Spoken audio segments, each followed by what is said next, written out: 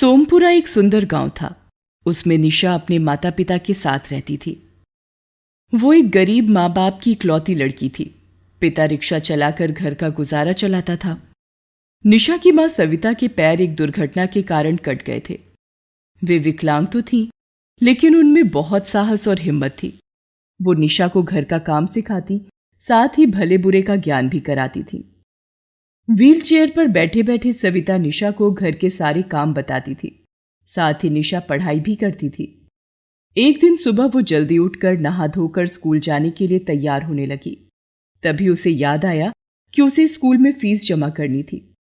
वो माँ के पास आई। माँ, मैं स्कूल जा रही हूँ, मुझे आज फीस भी देनी थी। अरे, मैं तेरे पिताजी से पैसे नहीं ले पाई। ओह, क्या करूं? तू परेशान मत हो, मैं कल कहीं से पैसे लेकर इंतजाम कर दूंगी। सविता को बड़ा बुरा लग रहा था। निशा भी सोच रही थी कि उसे आज जरूर कक्षा के बाहर खड़ा होने की सजा मिलेगी। वो स्कूल पहुंची तो अध्यापिका ने उससे फीस के बारे में पूछा। निशा, तुम्हारी फीस कब तक जमा होगी? मैम, मैंने पिताजी से कहा था, परंतु अभी घर में पैसे नहीं थे, इसलिए पिताजी 1-2 दिन में जमा कर देंगे। निशा, हर महीने तुम्हारी यही प्रॉब्लम होती है। अगर पैसे नहीं है तो घर बैठो। स्कूल की फीस तो तुम्हें देनी ही पड़ेगी। चलो बैग उठाओ और तभी आना जब फीस जमा हो जाए। निशा अध्यापिका की बात सुनकर रोने लगी, लेकिन अध्यापिका पर इसका कोई असर नहीं हुआ। वो बैग उठाकर घर की ओर चल पड़ी। रास्ते में वो सोचने लगी, काश मेरे पास कोई जादू होता तो मैं अभी स्कूल के पैसे जमा कर देती। लेकिन अगर अभी घर गई तो माँ घबरा जाएंगी। ये सोचकर वो एक पेड़ के नीचे बैठ गई। उस पेड़ पर एक यक्ष रहता था। वो उस पेड़ के नीचे ठहरने वालों के मन की बात जान जाता था। उसने निशा के मन की बात को भी जान लिया था। वो निशा के सामने एक बूढ़ा आदमी बनकर आया और उससे बोला, बेटी, अब यहाँ क्यों बैठी हो? कुछ तुम्हारा खो गया है क्या? नहीं दादाजी, मुझे अध्यापिका ने फीस नहीं भरने के कारण कक्षा से बाहर निकाल दिया। मैं इसलिए यहाँ आकर बैठ गई। ओह, ये तो बहुत बुरा हुआ। तुम घर क्यों नहीं गई? मेरी बीमार माँ को बुरा लग जाएगा, ये सोचकर मैं नहीं गई। अच्छा, तो ये बात है। चलो, मैं तुम्हारे स्कूल चलता हूँ और तुम्हारी फीस भी भर देता हूँ। नहीं नहीं दादाजी, कल पिताजी को पैसे मिल जाएंगे। ओह, अच्छा, चलो फिर तुम मुझे बता देना अगर कोई इंतजाम नहीं होता। जी, आपका बहुत बहुत धन्यवाद। मैं ज़रूर बताऊंगी, पर मैं आपको कहाँ ढूंढूंगी? मैं तुम्हें यहीं मिल जाऊंगा बेटी, तुम बस मुझे याद करना। ठीक है। ये कहकर निशा घर की ओर चल दी। घर पहुंचकर निशा भी सोच ही रही थी कि घर पर क्या कहे। तभी निशा के पिता रवि सिंह आते हैं। निशा, आ गई स्कूल से? हाँ पिताजी। निशा, अध्यापिका ने तुमसे कुछ कहा क्या? नहीं पिताजी। निशा, मैं आज भी पैसे का इंतजाम नहीं कर सका। पिताजी, आप परेशान मत होइए, मैं मैम को कह दूंगी। रवि अपनी छोटी सी बिटिया को ढेर सारा प्यार करता है। इधर यक्ष खिड़की से निशा के घर में देख रहा था। वो मन ही मन सोचने लगा, मैं इस परिवार की मदद करूंगा। इस परिवार में स्वाभिमान बहुत है। मैं इन्हें कोई ठेस भी नहीं पहुंचाना चाहता। ये सोचते हुए यक्ष अपने पेड़ पर वापस आ जाता है। अगले दिन सुबह सुबह ही रवि अपने रिक्शा उठाकर चौराहे की ओर जाने लगता है कि तभी उसे एक बूढ़ा आदमी मिलता है। रिक्शा, रिक्शा, खाली हो भैया? जरा मुझे पास के गांव जाना था। मुझे छोड़ दोगे क्या? हाँ हाँ, क्यों नहीं। ये कहकर रवि उस बूढ़े को रिक्शे में बिठाकर अगले गांव की तरफ चल देता है। उधर अध्यापिका निशा से पूछती है कि क्या आज उसकी फीस जमा हो जाएगी। सॉरी मैम, पिताजी के पास पैसे नहीं थे, इसलिए वे फीस के पैसे नहीं दे सके। अध्यापिका निशा को प्रिंसिपल के पास ले जाती हैं। प्रिंसिपल ने सारी बात सुनी और अध्यापिका से कहा, कोई नहीं, निशा की फीस नहीं आई तो कोई बात नहीं। निशा, जाओ कक्षा में जाओ और पढ़ाई पर ध्यान दो। निशा के जाने के बाद प्रिंसिपल ने अध्यापिका से कहा, मैम आप मुझे बताइए कि आपकी कक्षा में और कितने ऐसे बच्चे हैं जो फीस नहीं भर सकते? मैम, बस निशा की फीस नहीं आती, बाकी बच्चे समय पर फीस भर देते हैं। अच्छा ठीक है, मैं इसकी फीस भर देती हूँ, आइंदा आप उसे कुछ नहीं कहना। उधर रवि उस बूढ़े व्यक्ति को गांव में छोड़कर वापस जाने लगा। तब वो बूढ़ा बोला, बेटा, आपने मुझे बड़े प्यार से यहां तक पहुंचाया।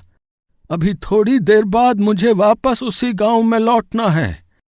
तब तक तुम थोड़ा आराम कर लो, मैं अभी आता हूं। रवि उस बूढ़े का इंतजार करने लगा।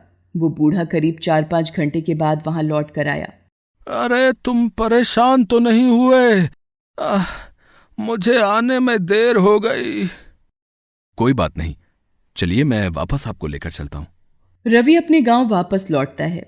वो बूढ़ा उसी यक्ष के पेड़ के नीचे उसे रोक कर कहता है, रवि बेटा, ये लो तुम्हारा मेहनताना।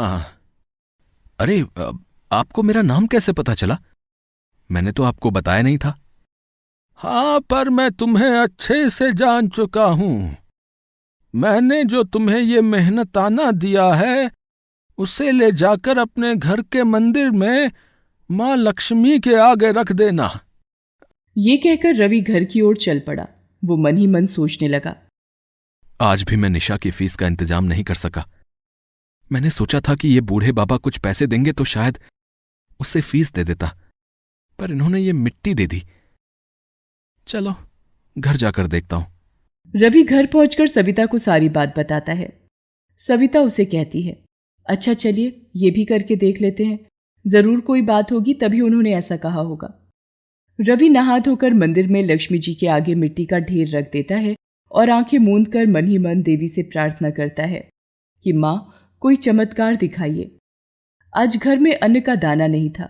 निशा ने माँ से कहा, माँ क्या करे, आज रसोई में आटा तक नहीं है, रोटी कैसे बनाऊं, न चावल है न दाल है। बेटी कोई बात नहीं, आज हम पानी पीकर सो जाएंगे। रवि दोनों की बातें सुनकर मन ही मन परेशान हो रहा था। आज उसके कारण घर में इतनी गरीबी छाई हुई थी। सब लोग बिना कुछ खाए सो जाते हैं। अगले दिन सुबह रवि और निशा तैयार होकर अपने काम पर जाने लगते हैं। सविता निशा के बाल बनाने लगती है, तभी रवि आता है। सविता, सविता, देखो मां का चमत्कार। कल जिन बूढ़े बाबा ने मुझे मिट्टी दी थी वो सोने में बदल गई। रवि सविता को सोने का चूरा दिखाता है, जिसे देखकर सविता और निशा की आंखें फटी की फटी रह जाती हैं। रवि निशा से कहता है कि आज उसकी फीस भरने वो स्कूल आएगा। ये कहकर रवि उस चूरे में से थोड़े से हिस्से को ले जाकर बाजार में बेचने चला जाता है। उसे बदले में काफी सारा पैसा मिलता है। वो उससे घर के खाने पीने का सामान लेकर घर आता है। सविता और निशा के लिए कपड़े भी लेकर आता है। इधर निशा जब स्कूल पहुंचकर अध्यापिका से कहती है कि उसके पिताजी आज फीस भरने आएंगे, तो वो कहती हैं, निशा कल प्रिंसिपल ने तुम्हारी फीस भर दी थी। निशा ये बात सुनकर हैरान हो जाती है। वो घर लौटते समय उसी पेड़ के नीचे आकर रुक जाती है। वो मन ही मन कहती है, दादाजी आप कहाँ हैं? तभी यक्ष उसके सामने प्रकट हो जाता है। निशा, क्या हुआ? कोई काम था क्या? दादाजी एक बात बताइए, कल आपने मेरे पिताजी की मदद की थी? मैंने नहीं तो उन्होंने मेरी मदद की थी। वो मुझे पास के गांव में लेकर गए थे। और उसके बदले में आपने सोने का चूरा दे दिया था? नहीं मेरी बच्ची, मैंने तो मिट्टी दी थी, पर तुम्हारे पिताजी के सत्कर्मों ने उस मिट्टी को सोने में बदल दिया। और मेरे स्कूल की फीस? वो तो तुम्हारी प्रिंसिपल ने भर दी ना। प्रिंसिपल ने या आपने? मैंने तो आपको कुछ बताया भी नहीं था। निशा बेटी, मैं तुमसे झूठ नहीं बोलूंगा। तुम एक नेक दिल लड़की हो। यक्ष निशा को बताता है कि वो एक स्वर्ग का देवता है। उसे किसी ऋषि ने श्राप दिया, जिस कारण वो यक्ष योनि में कई सालों से इसी पेड़ पर रह रहा था। पर आज निशा की मदद से वो इस योनि से मुक्त हो जाएगा, क्योंकि ऋषि ने कहा था कि जब मैं किसी ऐसे मनुष्य की मदद करूंगा जिसमें कोई लालच या छल कपट नहीं होगा, तो मैं इस श्राप से मुक्त हो जाऊंगा। निशा यक्ष को धन्यवाद करती है और हमेशा सबकी मदद करते रहने का वचन देती है। इधर यक्ष निशा को ढेर सारा प्यार देकर धुएं के रूप में आकाश में विलीन हो जाता है।